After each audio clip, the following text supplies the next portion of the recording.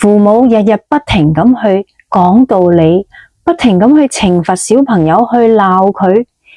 但係小朋友每一日都係重複佢一啲唔好嘅行為，令到父母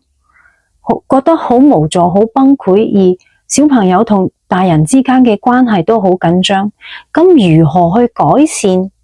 小朋友嘅一個唔好嘅行為呢？以下落嚟我教你哋一個技巧，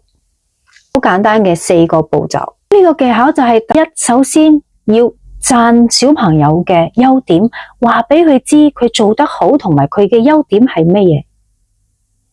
第二就係話俾佢知佢做出乜嘢行為會令到父母覺得好困擾，而會影響到身邊嘅人。第三就係鼓勵小朋友，俾佢更多嘅信心，話俾佢知佢有能力去改善自己嘅行為。第四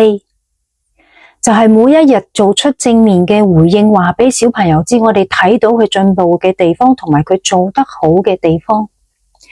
即使佢未做到我哋期望之內嘅表現嘅時候，我哋亦都要鼓勵佢做出正面嘅回應，話俾佢知我哋對佢有信心。